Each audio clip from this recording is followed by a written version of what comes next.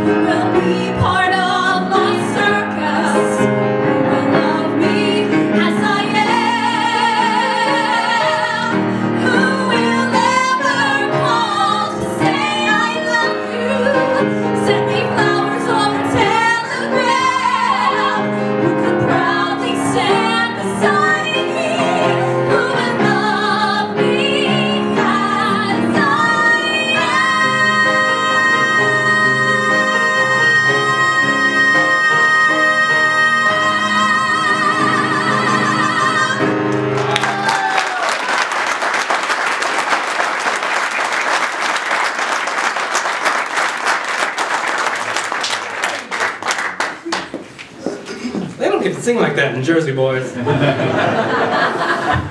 It's a shame, too. Okay, to continue to brag on Philip just a little bit, too. I know, this is all about Philip. Always is. For 2 years, and this goes back to coming to New York, coming to Las Vegas, because when you're from New York and you say the word Liberace, you can hear the eyes rolling. Right? Because in New York, Liberace was considered to be kind of flash and trash, you know what I'm saying? It's like nobody really bought it. But out here, you realize that Liberace was a fantastic showman, and that he actually was a very serious musician, and he put on a show like nobody. So Philip was hired as the artist in residence at the Liberace Museum when it was here, and he did a show like 3 times a week, was it, for 2 years? A long-running show called Liberace and Me. A little bit about Liberace and a lot about me.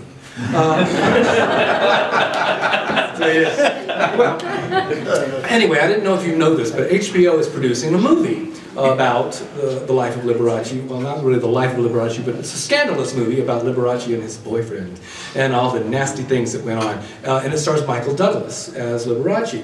Now, they came to Las Vegas to film the concert sequences, and, you know, Michael Douglas doesn't play the piano. So they needed somebody who could be Liberace's body and fingers and hands.